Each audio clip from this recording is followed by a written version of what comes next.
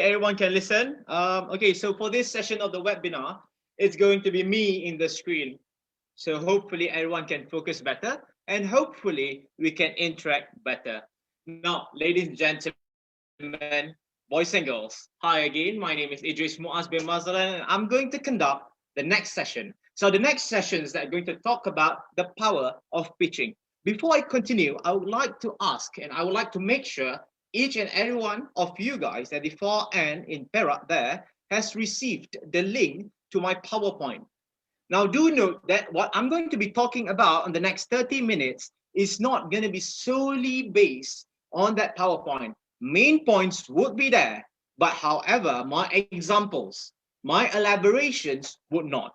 So use that as a guideline to understand better, but also please do pay your focus and make sure you listen and watch carefully to whatever I say and speak on the screen today.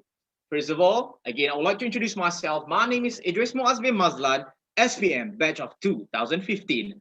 I'm a chef in Table and Apron in Taman Sara, TTDI, Kuala Lumpur. All right, guys, so let's move on to what we're going to be discussing for today. Now, what I'm going to be talking about is the power of pitching. Now, you've gone through a few sessions just now in the morning about post-pandemic, what do we have to do? About be chatty, how to talk, how to communicate, about how to dress up, about how to write certain things that you need to include in your CV, in your resume, yada yada yada, all those things. Now, all those things are crucial and important, but those things would only be important and those things would only be looked at if you are able to pitch yourself, if you are able to make yourself stand out, if you are able to make you the best among those that's in the crowd, then only they would go and look at your resume, then only they would go and look at how good you communicate, then only they would go and look at all of those tiny little things after they realize that you are that one particular student, you are that one particular individual that stands out among the rest. Now, ladies and gentlemen, I'm going to be covering a few things today.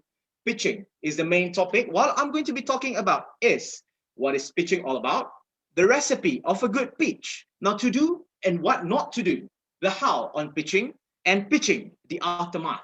What is it that you will be getting if you perform a good pitch? Now, ladies and gentlemen, for the next 30 minutes, it's going to be everything about a guy on knowing when to talk what and what to talk when.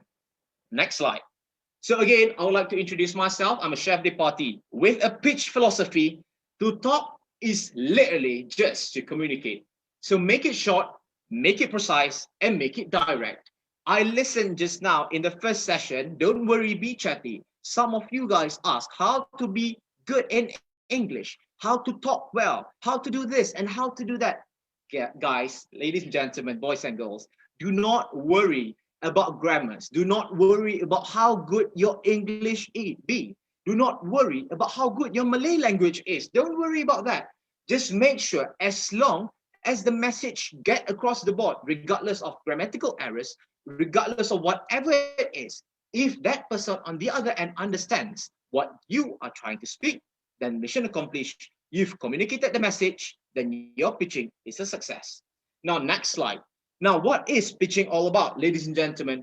Now, some of you guys might be asking, why? Why do I need to learn how to talk? It's just talking. I do it every day. I do it in my father, my mother, my friends, my teachers, my sister, my cat.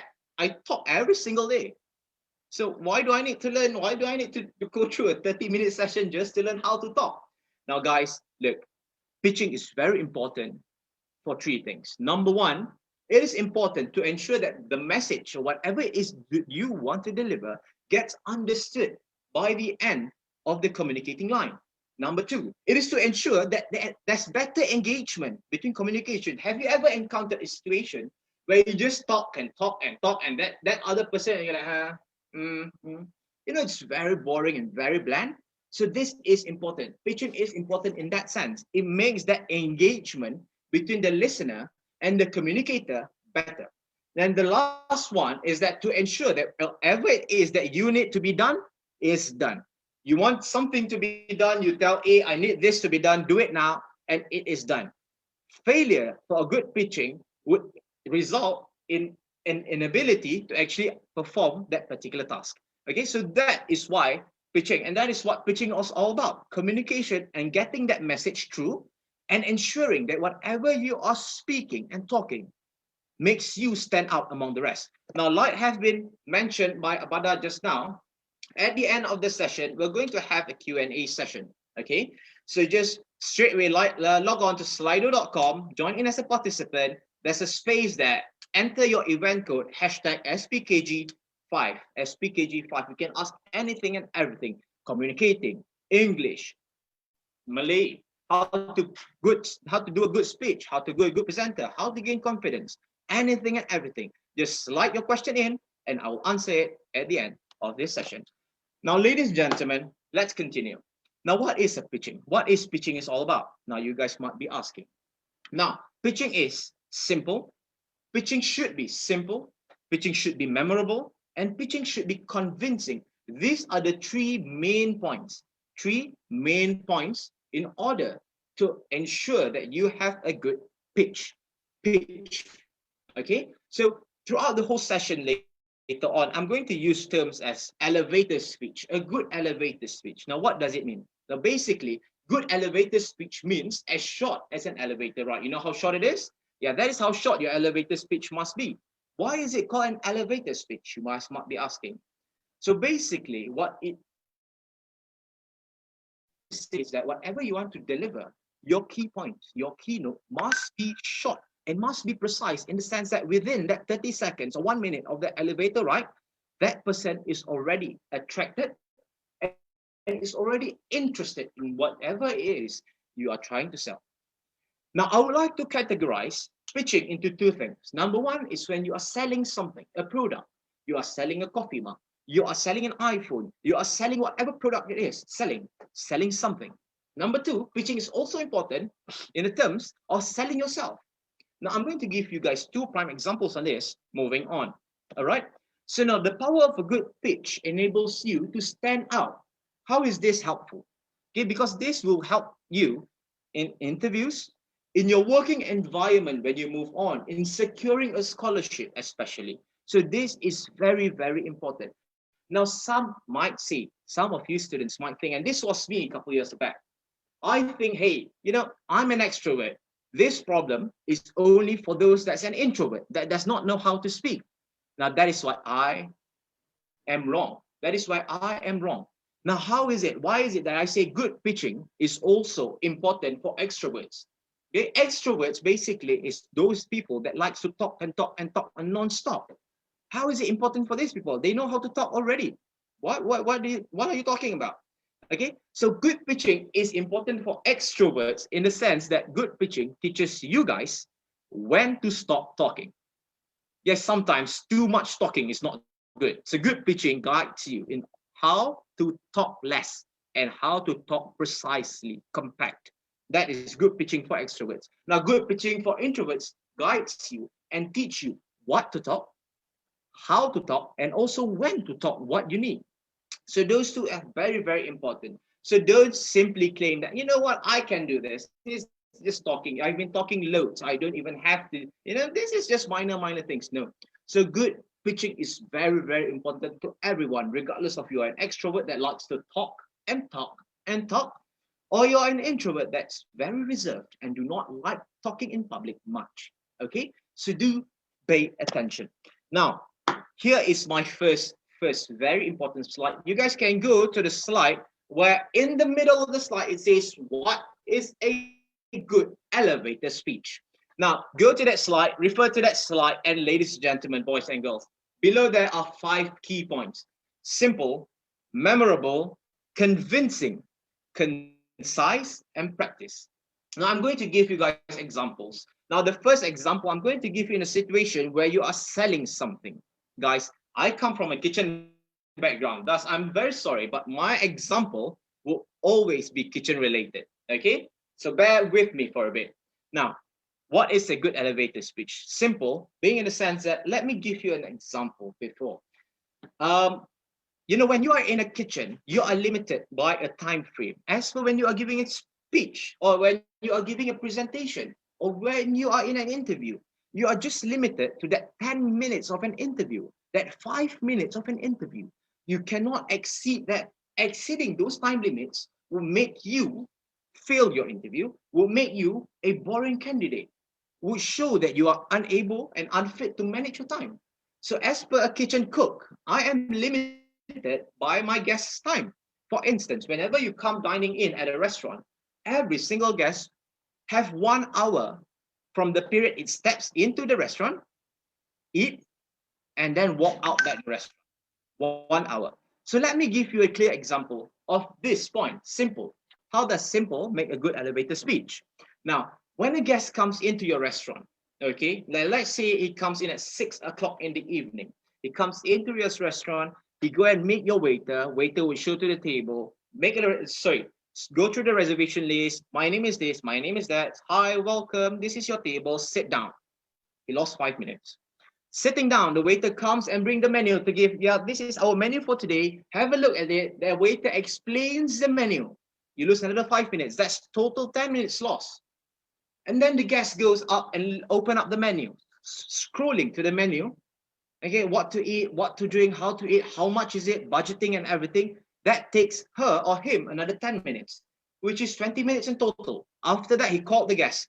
Hi, excuse me, sir. I want to place the order for this and this and this. That loses another 5 minutes. So 25 minutes lost, right?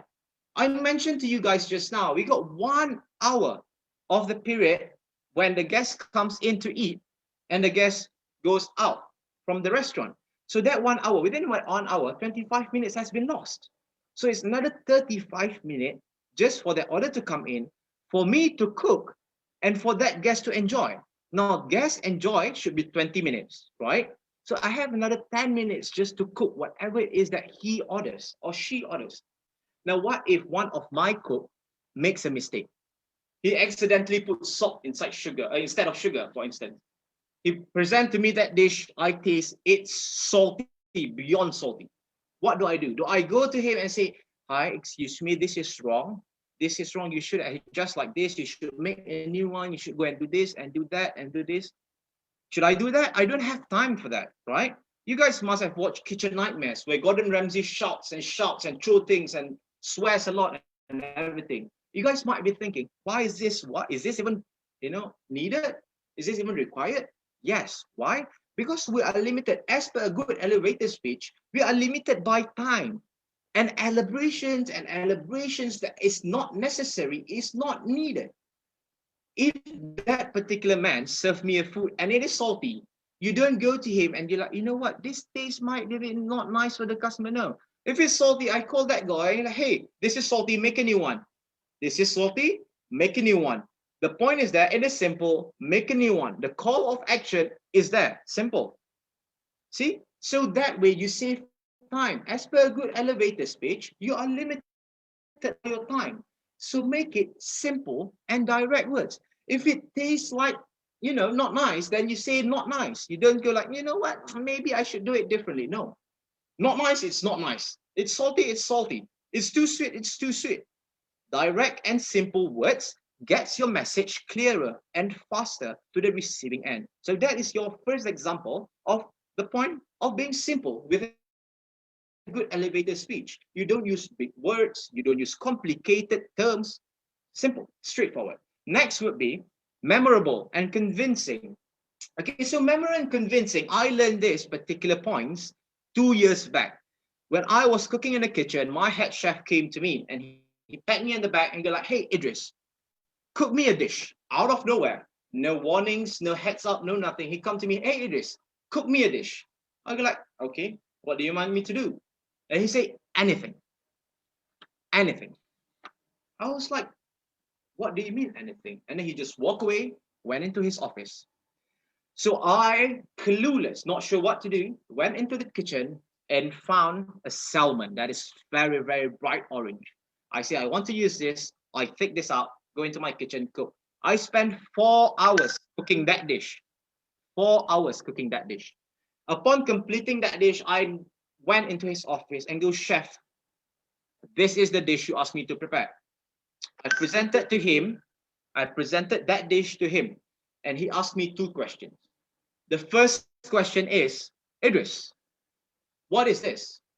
And I explained to him clearly what I've created, what is the inspiration, the Mediterranean Sea, how the spices influence, yada, yada, yada, all those things. And you're like, okay, that's interesting. Second question, he asked me, why is the salmon orange? Me, I was shocked. I was taken aback. I can't answer that. Why is the salmon orange? I do not know. I'm just a cook. I'm here just to cut, just to cook, and just to serve, and that's it. I can't answer why is the salmon orange. I do not know that. He asked me that. And I can't answer, obviously. I said, I'm not sure, chef. I can go find out. You know what he did next? He picked up the plate, he walked to the trash can, he threw everything, and he asked me that. He looked me dead in the eye and he said, Idris, you are serving me something that you don't even know what it is. How do you call yourself a good chef? And he hands me the plate. He says, wash it up, clean your kitchen, pack your knife back, and go back. And he walks out of the office. My ego as a chef was crushed to the ground. So I went back and searched. And apparently I found the answer. That salmon is actually orange because of the diet. It eats prawns, prawns eat algae, and algae carries a pigmentation that is as similar as the pigmentation that's in a carrot. So that is why, because of the diet, salmon becomes orange. I know this. Now I know this. So what if during that presentation itself of the food, I was able to bring this fact up? I present this food, the food is like this and like that, and this salmon is orange because of this particular fact. Me, if I were to be listening to that particular fact, that convinced me, number one, convinced me in the sense that this chef know what he is cooking. I'm convinced. And number two, that is a fact that not many know. And it attracted my attention. It became something that I would remember for the rest of my life. This chef just presented to me and informed me, why is the salmon orange? It's memorable. So first you got simple just now, use direct words. Second, make it memorable and convincing. Concise, make it short and packed. If you are describing a food, for instance, you don't go, and if you're describing nasi lemak, for instance, you don't put a plate of nasi lemak there to a white person, someone from UK or something, okay? You don't introduce to him or her nasi lemak in the sense that, oh, this nasi lemak is very, very flavorful, yada, yada, yada. Don't use big, big words. You just say this is a fragrant rice. It's a traditional thing. We serve it with ikan bilis, with this, with that, with this, with that. Answer. Make it short, make it packed, and make it interesting enough, concise. And how do you achieve all these four things? It's by the fifth point, practice. Practice, practice, practice, and practice. The consistency that you have throughout the whole practice will enable you to perform a good elevator speech with all the 5 elements in it. Simple, memorable, convincing, concise, and practiced. Those are the in performing a good elevator speech. All right. So let's move on. So that is about selling products, right? Selling products when you're promoting something or when you're doing a presentation. Make it simple, make it memorable, convincing, concise, and practice. Now, what if, let's move on to the next slide. Slide number 9, which is tell me about yourself. Now, this is the single most asked question by any interviewer, regardless of its HR, regardless of it's a petroleum engineering company or something, regardless of it's a restaurant. Tell me about yourself is always the question to go to by an interviewer for a candidate to answer. Now, it's a very simple question. It's very basic. It's very straightforward. You just have to talk about yourself. Nothing hard about that. But remember this, whatever you say after that question ends, after he asks, tell me about yourself, whatever you say determines whether that whole interview is going to be good or it's going to be soft, really, really bad. Totally up to you. So what do you say? How can you say? Now, in this world, there are two types of people that will answer this question in this particular manner. And this is common. This is very common. Now, this is how you start off with a bad impression. Tell me about yourself. So I'm the interviewer. So like, tell me about yourself. And as a candidate, you're like, hi, my name is Idris Muaz bin Mazlan. I'm 22 years old. I come from Kedah. I studied in UiTM Pulau Pinang. I have experience in. So he goes in that manner, very one by one by one. Is that correct? Yes, it's correct. Because he asked me, tell me about yourself. That is who I am. Is it wrong? Nothing wrong is that. Nothing wrong at all. But was he able to achieve a good pitching by informing those things in that particular formal manner? Is the objective to ensure that that particular interviewer listens is being accomplished? Will he really be interested if I go and just say, hi, my name is Idris, I am 22 years old. Nothing is interesting about that. Nothing, literally. If I were to interview a candidate and that particular candidate tell me about herself or himself in that particular manner, it's a total shutdown. Okay, nothing is interesting. But that's normal. Trust me, throughout the whole years that you're going to go through after this, you're going to meet a lot of people, and a lot of them will start off like that. How do I tell about myself? Hi, my name is Idris. I'm 22 years old. I come from Kedah. Those information, remember, those information is already stated in your CV. It's already stated in your resume. Do you have to read them again? No. Redundancy is not needed in an interview. Remember that. Redundancy. Whatever that's in your resume, you don't have to mention again whenever the interviewer asks you to tell me about yourself. So that is the first form of bad impression. Second one, so that is how an extrovert usually goes. Hi, blah, blah, blah, blah, blah. How does an introvert respond to the question, tell me about yourself? Basically, it goes, so as a candidate, as an interviewer, I go like, okay, hi, welcome. So tell me about yourself. So that particular introvert will go,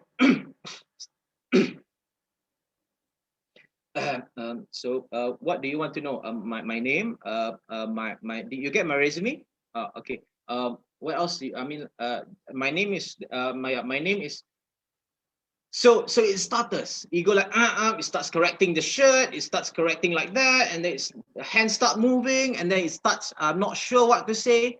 That is the second way of giving a bad impression when people ask, tell me about yourself. Okay, so those two, like some of you guys might like, this is normal, but trust me, throughout your life on later, you will encounter two types of these people I've just mentioned a lot of times. I'm not even joking, a lot of times. Now, how do you perform a good pitching right from the start? As soon as this particular interviewer asks, tell me about yourself. Now, I give you a situation. Now, let's put interview aside. Let's imagine we're in a food fest, okay? Food fest. Festival, loads of food, loads of people, different people. You got a Chinese guy there, Indian guy there, a Malay dude there, an old grandpa there, a baby here, a white people there, a black guy there, everywhere. Different, diverse community, loads of people, different types of food fest, okay? So you're in that particular situation. I give you three types of method on how to make a good first impression with good pitching. The first one would be, the first one would be questions. Ask questions that is related to that particular individual or the situation. I give you an example. In a particular food fest or in a social event, you meet three people, you saw three people that you would like to approach. Okay, you don't go to walk to that three particular people and you go like, hi, my name is Idris. I am 22 years old. I come from Kedah. I just ate fried chicken. Fried chicken is very nice. Best bet, my best bet would be those three people that's listening to you would walk away and act as if you didn't exist at all. Who wants to talk to people that comes like, hi, my name is Idris. Nobody. Nothing is interesting about you. You would come off very, very weird. So how do you do that? So how do you introduce yourself in a manner of the third best way? Question. You come to that three people and you're like, hey. So first example would be the question that's related to that particular guy. You go, hey, aren't you the guy that works at? And you're like, oh yeah, I am that guy. Why? Like, oh, I love your food. I love that.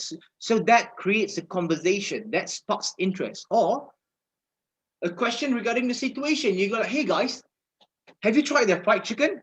That is the best buttermilk fried chicken in the world. I come from Texas and it doesn't even taste like that. See, that question sparks interest. You go like, oh, right, is that really a good? Is that fried chicken really that good? So it creates conversation. It creates interest. Simple. I just mentioned about fried chicken being good. That's all. I didn't talk about how it's fried, how it is cooked. No. Is it memorable? Is it? So all those things, all those points are there. Okay, it's convincing. My body language is excited. You can smell fried chicken. I'm holding a fried chicken in front of you. It's convincing enough. Okay, so that is how you do it. So that's the first method, question. Start off with a question.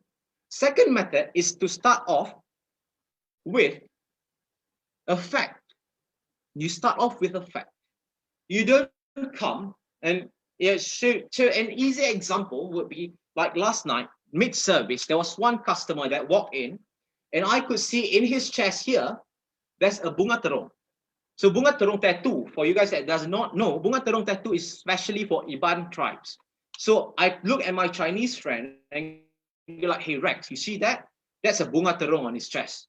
That is for the headhunters of Iban people. And he goes like, oh, serious? He asked me, he asked questions, and he asked questions. We start and engage better, created a conversation just by bringing up one particular fact that is very, very interesting. Facts, you can use that. Or the single best way to start off answering the question of tell me about yourself is storytelling. What do I mean? Basically, whenever one for instance, you go and start off, whenever a presentation, for instance, you start off with once upon a time. Because we have been brought up since childhood that whenever we hear someone say once upon a time, we are already programmed to anticipate a story that's going to come up. Well, obviously, Steve Jobs or whoever it is, whenever he makes a presentation, he don't go once upon a time on stage, right? But usually during Apple events, he would go, for instance, there would be times that he would go back in November. I had a chat with my friend at this coffee shop. You know, we discussed about an iPhone 11 and what the features are. And you know what? During that conversation, it made me realize that iPhone 11 is too good, that it has some certain limitation. That is too good to be that good of a smartphone. And ladies and gentlemen, that is why today, 3rd of October, I will be introducing to you iPhone 12, for instance. So it starts off with a story back in November. You know, back then, you know, last week when I was doing this, you know what? Yesterday, when I came in, those start off. So tell me about yourself. How do I start this? So when an interview asks you, tell me about yourself. Sure, for instance, for me as a cook, tell me about yourself. When I was a kid, I have always been impacted by a cook that's lived across the street from where I am. He just sells nasi lemak, but he puts his passion, he puts his energy, and he puts his dedication into creating the single best nasi lemak. And that memory is with me up until this very day. And for that reason, it motivates me to become a better cook. Ladies and gentlemen, create a story, something that is relatable to you. Make the interviewer attracted to whatever it is you guys are going to be talking about. So again, the third best way would be questions. The second, facts. And the single best thing is story. Come up or remind or tell them stories that has relation to whatever it is that you guys are talking about. That is how you nail the question of tell me about yourself. That is how you perform a good pitch upon answering the question of tell me about yourself. Now, again, what are the points? Who are you? So make it simple. I am a cook. Straightforward. Everyone understands that. Make it memorable. I'm a part of the Malaysian culinary team, So that makes like, oh, wow, this guy is big. How to convince people that this guy is a good chef. I won a silver medal in a competition that is national level back in 2018, 2019. You're like, oh, these guys have qualifications. It's very good. It's proven. He is a good chef. Concise, keep it packed, keep it simple, and practice consistency. All right. So now, keynotes to a good elevator speech. Now, what is the problem that is being discussed? What is the topic? What is the issue? Identify those things. Upon understanding that, you would be able to study facts. You would be able to identify your selling points and your key features. What next? How? So take action, call to action. Upon knowing and upon letting all your people know, the interviewer, upon letting your listeners know that whatever it is that you've been discussing, or why, or what, or fact, tell them what is it that you are going to do, what is your action plan, what is your call to action. Going to hire, going to go, purchase, yes, no, why, all those. Now do understand the next slide, on slide number 12, I've already inserted 4 key points for you to ease and help you guys and guide you guys to understand better. Number 1 is called relevance. Number 2 is quantifiable. Number 3 is passion. Number 4 is strength and trajectory. Now, relevance means that whatever it is that you're going to say, your elaboration has to have deep and insightful meanings to what is offered. For instance, an easy example would be I cannot talk about pizza when I know nothing about it, and the only bread that I've been eating is gardenia and roti canai. Definitely, I can't talk about pizza. I know nothing about it. So relevance. If I would talk about bread, I need to talk about roti canai. I need to talk about gardenia. I can't talk about pizza. That's not my thing. Relevance. Make sure, and that roti canai must have deep meaning to you. What does it mean to you? Relevant. Quantifiable, again, proof and facts. Those figures plays a vital role in convincing people this guy knows what he is talking about. Next, passion. Again, if I am not passionate, if I were to ask you guys to talk about food, you guys definitely won't be able to talk about food as good as how I talk about food, because I have that passion in me. For instance, I ask you guys to sell a cheesecake. An easy example. For common people, go like, okay, this is a cheesecake. It's very creamy. It's nice. It's delicious. Here's the feedback. You see, the feedback is very good. See? So those people without passion may more or less describe food like that. But give a cheesecake to me. Let's say, okay, cheesecake. So how do I describe a cheesecake? So I'll go like, hey guys, so I have a cheesecake over here. Now, this cheesecake is the single best cheesecake in the world. You know why? Because this cheesecake and the center of the particular cheesecake is gooey, it's creamy, it's milky. And not just that, that's the center of it. On the outside of it, it's compact, it's very mouthful. And not, you know what? That particular cheesecake,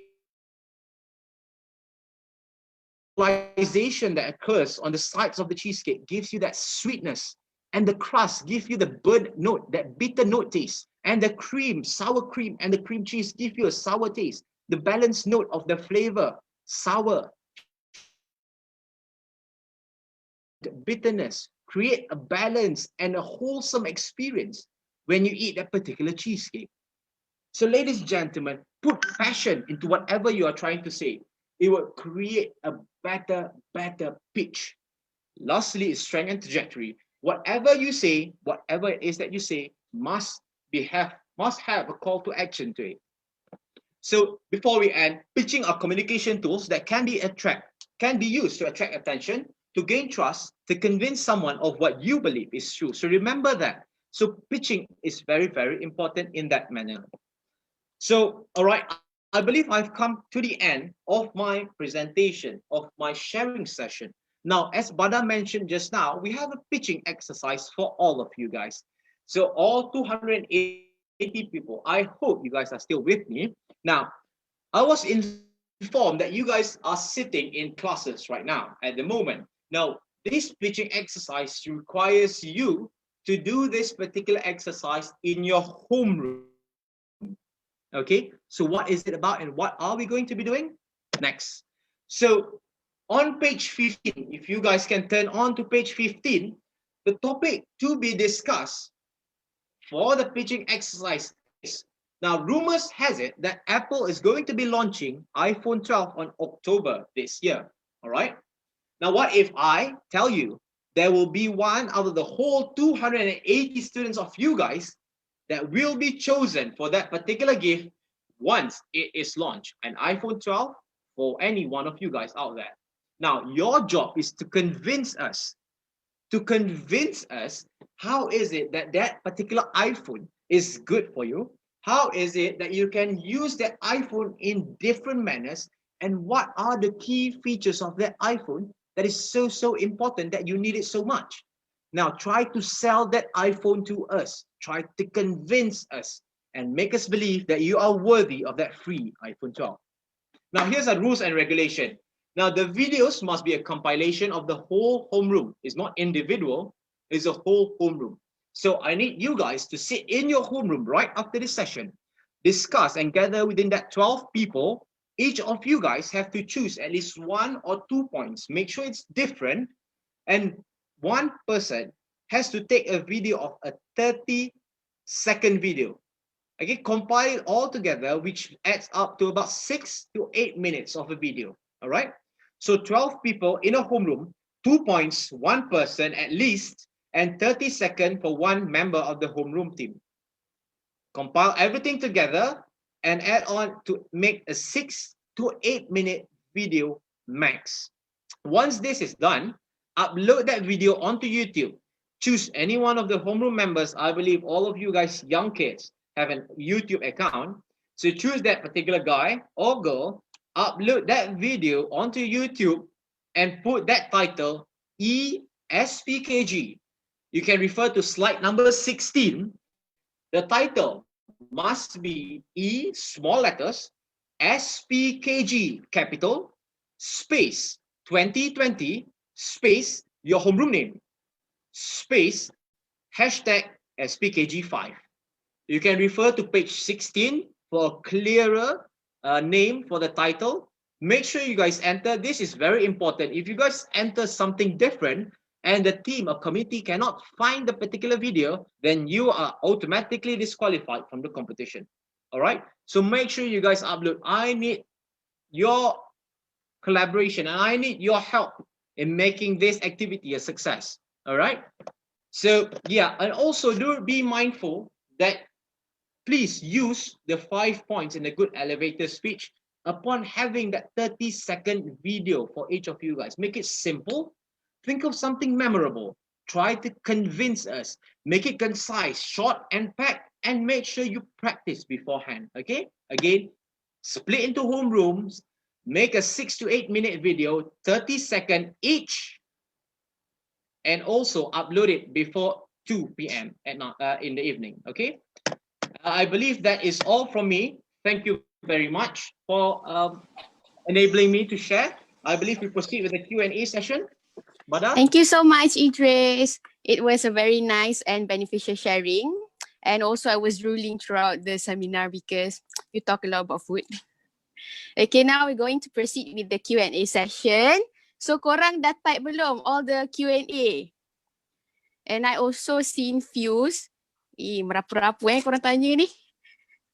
Okay, before this, hello chef. There was one from Anonymous. Okay, it was quite entertaining, the question. One of the question. Can you please say water in your British accent? Oh.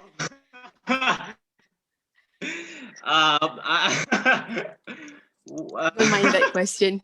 Okay, let's just focus on the right question. Okay,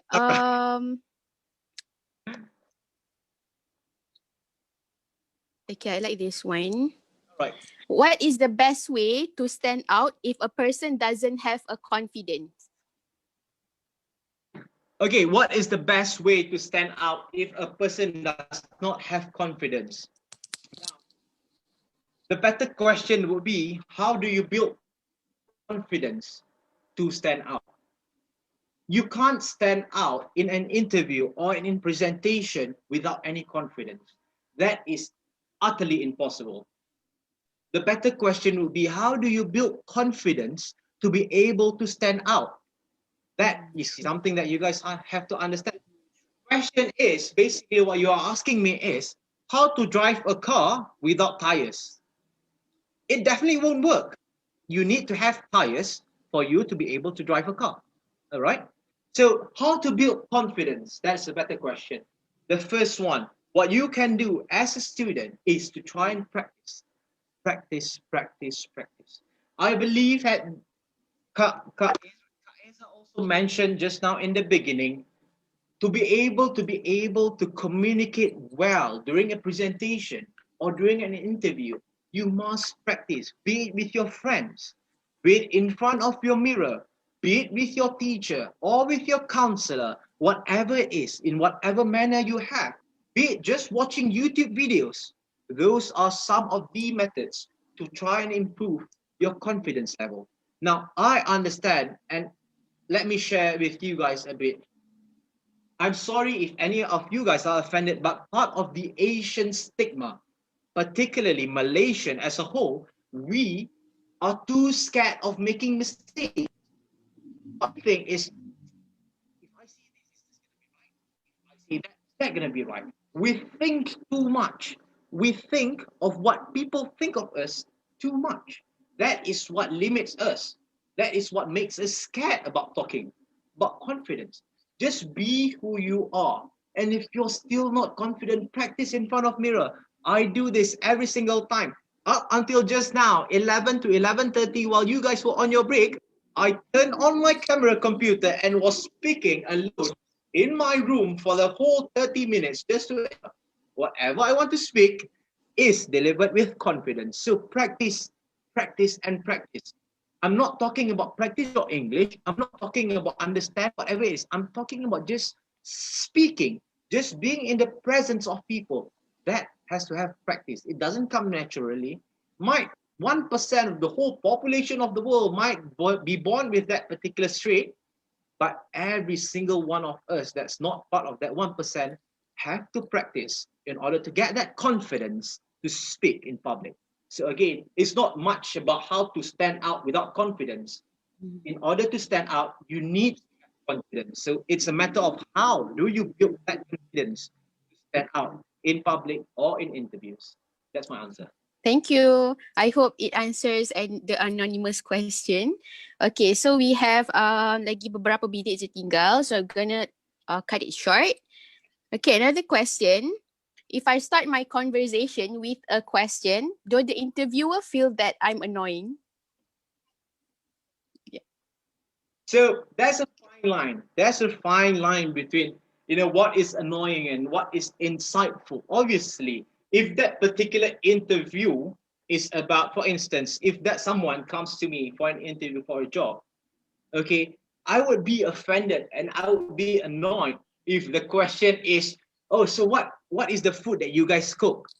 I would be annoyed if someone asked me something like, oh, how good is the restaurant? That question is definitely annoying because you are coming to an interview to work at my restaurant, and number one, you ask me what do we cook, and number two, you are asking me how good is the restaurant. You are supposed to know is, and you are supposed to be able to put your standards up there. So, but what are the questions that are not going to be annoying? So understand, questions that are not going to be annoying would be questions that sparks interest. So questions that spark, obviously, what do you cook here does not spark interest at all. Obviously, how good are you? It's not a question that's going to spark interest. So what are the questions that sparks interest? Questions like, have you guys ever considered cooking Italian food? Or what type of cheese do you guys use at the restaurant? Or how do you guys outsource your type of meat? Where do you guys get your meat produced from? Those kind of question is very insight. I'm talking in the context of my interview at the restaurant. Okay, so an interview, for instance, how do you spark interest in an interview? Questions like, Do you know why? Do you know why I accepted this job offer? Do you know why I came for this interview today? Do you know what interests me about this? Do you know what interested me and what makes me interested the most about this particular company, sir? So whenever, for instance, an interview will ask you, tell me about yourself. You ask the question, do you know what's the most interesting part about this company that made me come today? So let me tell you, the fact that the company has done this, has done that, really motivates me to be part of this company or to be part of this working environment. It interests me a lot.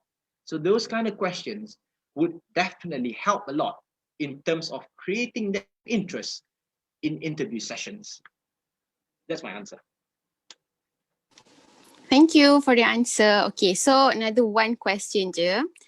Okay, I think everyone undergo this kind of situation because kita semua macam ada stage fright and all kan. So the question is, what am I gonna do if my speech suddenly stuck because I don't know the words in English? How do I gonna cover it? Yeah.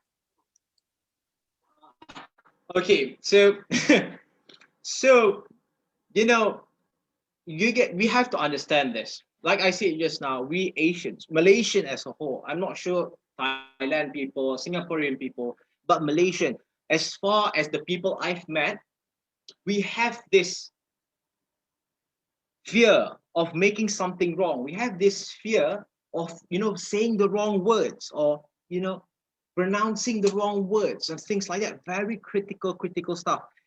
Ladies and gentlemen, boys and girls, let me let you know something, an insight. My mom is a linguistics professor. My aunt is a translation professor. My grandfather, my grandmother, my uncle, all are within that linguistics community.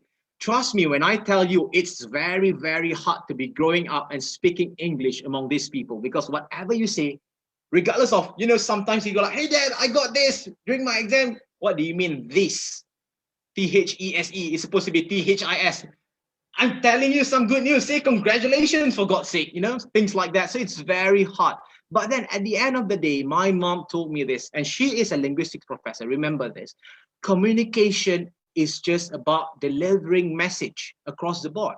It's not much about how much grammar points you get or how good your pronunciation is, or regardless, those things definitely put weightage in confidence.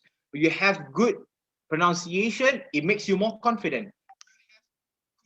I don't know, points, it makes you more confident, but those are not the main thing. Those things could only be built up after years and years of practice. You cannot come out onto the stage first time and talk confidently. That will not work. It needs practice.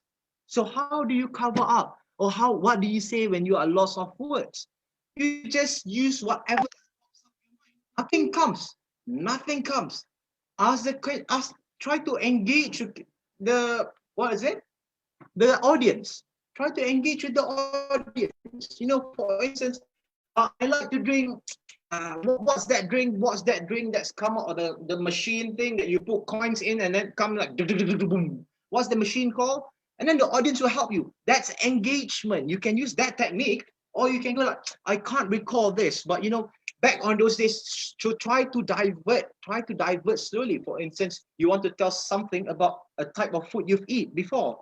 So I like to eat this food, but I can't remember what is it named. But back then there was also this kind of food and coffees and something like that. Those things are just really memorable.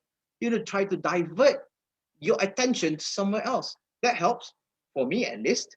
Okay, but don't fear, don't be too overcritical that when you can't remember something during the process of your talking, you have to I have to figure this out.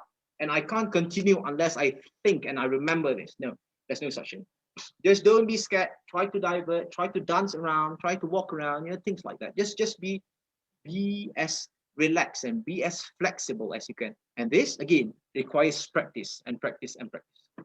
Please. Hi Bada, thank you very much. All right. Hopefully